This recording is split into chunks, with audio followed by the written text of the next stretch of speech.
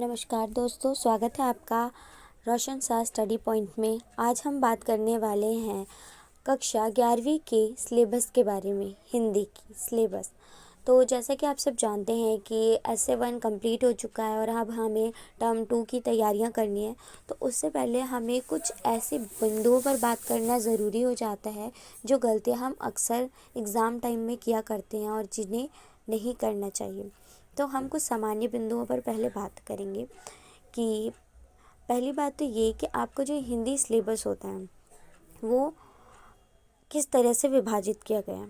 इनमें पहला ये है काव्य और गद्य संग्रह। काव्य और गद्य संग्रह लगभग 20 पाठ रचनाएं आपको दी जाती हैं इसमें। और जब आपका एग्ज़ाम आता है तो एग्ज़ाम पेपर में आपको किसी भी काव्य या गद्य में से ऑप्शन मिलता है और आपको उन दोनों में से किसी एक रचना को चूज़ करके फिर उसके आंसर लिखने होते हैं। जो 5 मार्क्स का होता है, 2-2 मार्क्स के वो क्वेश्चन होते हैं जिनका आंसर आपको पैसेज में से मिल जाएगा या तो उस पोएम में से मिल जाएगा। वैसे तो अक्सर ये आंसर नहीं मिलते हैं, 1 मार्क्स का आंसर आपको मिल जाता है। ये पोएम के लिए मैं बता रही हूँ कि जो पोएम के आंसर हैं उनमें आपको 2 मार्क्स के क्वेश्चन के आंसर नहीं मिलते हैं, बट 1 मार्क्स का आंसर मिल जाता है। जबकि अगर हम गद्य में देखते हैं तो उसमें 1 मार्क्स का आंसर आपको खुद से आना चाहिए, 2 मार्क्स का तो आंसर आपको मिल जाते हैं उनमें से। तो इस तरह के आपके काव्य और गद्य संग्रह आते हैं। फिर हम बात करते हैं कि इन काव्य और गद्य संग्रह में से एक तो पैसेज आ गया, इसके अलावा आपकी एक रचनाकार पर क्वेश्चन आता है कि जो भी आपका लेखक है, या तो वो लेखक होगा या तो कवि होगा, क्योंकि आप अपने इसलिए जो आपकी पाठ्य पुस्तक दी गई है उसमें बहुत सारे कविताएं डाली गई हैं और कहानियाँ हैं। तो अगर आप किसी लेखक के बारे में लिखना चाहते हो, उनका साहित्यिक परिचय लिखना चाहते हो, तो या तो आप उसको चुनोगे या फिर आप किसी कवि के साहित्यिक परिचय को चुनोगे। जिनको भी चुनते हो आप उनके बारे में अच्छे से बताना होगा। उनकी जो लेखक का परिचय है, लेखक के परिचय में ज़रूरी नहीं है कि सिर्फ लेखक के बारे में बताना है, बल्कि इसमें आपको उसकी साहित्यिक पृष्ठभूमि बतानी है। यानी कि आपको इसमें बताना होगा कि किस तरह से लेखक जो रचना करते हैं उसकी क्या क्या विशेषताएं हैं जो आपको उनके लेखों से पता चलती हैं। ये हो गई बात काव्य और गद्य की। अब हम बात करते हैं दूसरे बिंदु पर। हिंदी जो आपका पाठ्यक्रम है उसमें आपका सृजनात्मक या रचनात्मक और व्यवहारिक लेखन दिया जाता है। तो जो सृजनात्मक लेखन होता है उनमें आपको कविताएं, नाटक, डायरी या कहानियाँ दी जाती हैं। आपको इन दो में से ऑप्शन होते हैं, या तो आप किसी नाटक को लिख सकते हैं 5 मार्क्स के, या तो डायरी लिख सकते हैं, या तो फिर कहानी लिख सकते हैं। आपका जैसा मन करे उस सुविधा अनुसार आप तो चारों में से किसी एक को चुन लें। 5 मार्क्स का आपका ये क्वेश्चन होता है। फिर बात आती है आपके जो सूचना तंत्र लेखन है। सूचना तंत्र लेखन आपको पता ही होगा कि आपकी हिंदी पाठ्य पुस्तक के अलावा एक पुस्तक आपको लगी हुई है, मास मीडिया एंड कम्युनिकेशन। तो जो ये पुस्तक है इसमें आपको प्रिंट माध्यम के बारे में क्वेश्चन आ सकता है, जिसमें समाचार पत्र या पत्रिका की होती हैं लेखन दिए जाएंगे। पुस्तक की समीक्षा के बारे में दिया जा सकता है, या किसी का साक्षात्कार यानी इंटरव्यू के बारे में बताना है कि इंटरव्यू कैसे लिए जाते हैं, या फिर सामाजिक विषयों पर लेखन लिखने के लिए आ सकता है। फिर बात करते हैं हम इलेक्ट्रॉनिक माध्यम की, तो उसमें रेडियो या फिर समाचार लेखन के बारे में पूछा जाता है। अब हम नेक्स्ट बिंदु पर बात करें तो वो है व्यवहारिक लेखन। व्यवहारिक लेखन में आपका या तो प्रतिवेदन आता है, या तो कार्यसूची आती है, या कार्यव्रत आता है।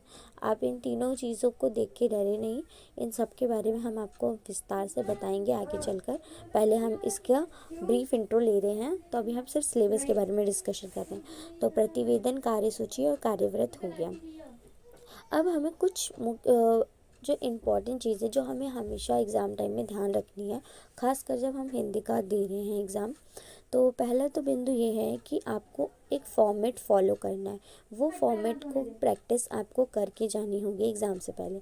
फिर चाहे वो लेटर हो, ऐसे हो या स्टोरी हो, इसका फॉर्मेट आपको अच्छे से आना चाहिए, तभी आप इसमें कम से कम 5 में से 4 मार्क्स या 4.5 मार्क्स गेन कर सकते हैं।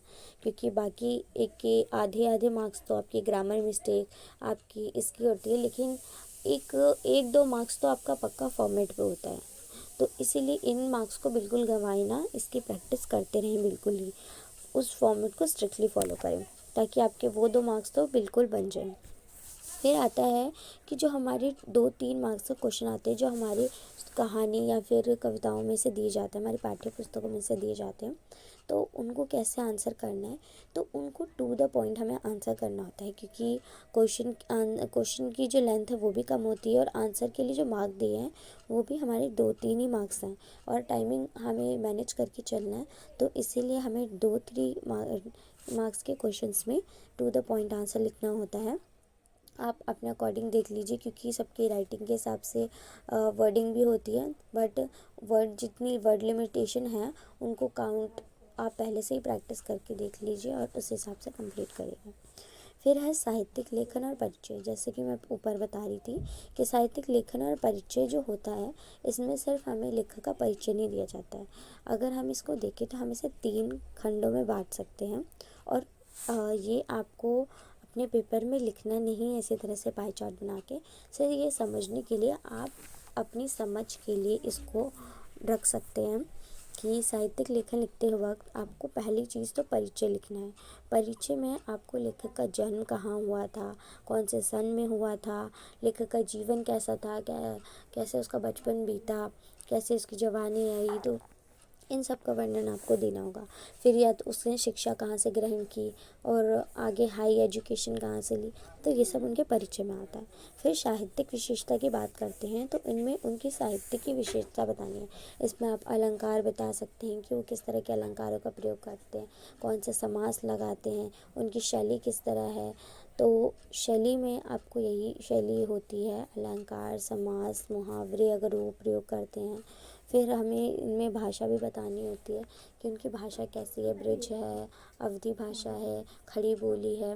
तो इन भाषाओं में से आपको बताना होता है कि उनकी भाषा कैसी है। बनावट में आप बताओगे कि उनकी जो साहित्यिक जो भी लेखक है उनकी जो भी रचना होती है उसकी बनावट किस तरह से है, मतलब वो किस तरह का फॉर्मेट फॉलो कर रहे हैं। तो अगर इसे ना भी करें तो भी चलेगा, लेकिन ये जो शैली भाषा है इन सब का वर्णन तो अवश्य करें।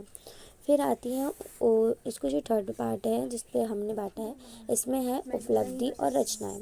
उपलब्धि और रचनाओं में आपको लिखना है कि लेखक ने कौन कौन सी उपलब्धियां पाई है। जैसे कि आपने अगर आपके पास सपोर्ट मटेरियल मिला होगा स्कूल से तो आपने उसमें भी देखा होगा कि उनके उपलब्धियों में लिखा है कि उनको या तो कोई साहित्यिक पुरस्कार दिया गया है या तो उन्हें कोई रत्न दिया गया है। तो इस तरह की साहित्यिक चीज़ें उनको दी जाती हैं, आप ये लिखेंगे। फिर उनकी कुछ रचनाओं का वर्णन दे दीजिए। ये 2-3-4 हो सकती हैं रचनाएं जिनमें आप बताइए जो उनकी फेमस रचनाएं हैं। आप उनके डेट नहीं बताना चाहते तो कोई बात नहीं, बट उनकी रचनाएं मेंशन कर दीजिए ताकि थोड़ा इम्पैक्ट पड़े। तो ये 3 चीज़ें तो होनी ही चाहिए आपके साहित्यिक परिचय में ताकि आपके मार्क्स पूरे आए 5 में से 5। फिर हम बात करें अगर सेकेंड टर्म के सिलेबस के बारे में, तो जैसे कि आप देख सकते हैं, पहला तो आपका यही है कि किसी घटना के आधार पर रचनात्मक लेखन लिखना है। ये विकल्प के आधार पर है, मतलब आप इसमें चॉइस मिलेगा आपको और आपको या तो इसमें निबंध लिख सकते हो या तो कोई घटना दी जाएगी आपको थोड़ी सी 1-2 लाइन में और आपको आगे उसकी कहानी लिखनी है। तो ये 5 अंक का है।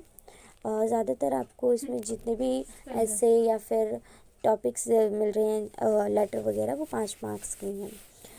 फिर है औपचारिक या अनौपचारिक पत्र। ये भी निबंधात्मक शैली भी कह सकते हैं हम इसे। तो आपको या तो फॉर्मल लेटर लिखना है या तो इनफॉर्मल लेटर, जिस तरह भी लिखना है, बस याद रखिएगा कि आपको फॉर्मेट बिल्कुल फॉलो करना है। फिर है व्यवहारिक लेखन, जैसे मैंने अभी बताया, प्रतिवेदन, प्रत्युपति। तो जो भी हमारा अभिव्यक्ति और माध्यम में चीज़ें दी गई ना उनमें से ही प्रश्न पूछे जाएंगे। ये 1-3 या 1-2 अंक के मार्क्स होते हैं, तो उस हिसाब से आपको करना है।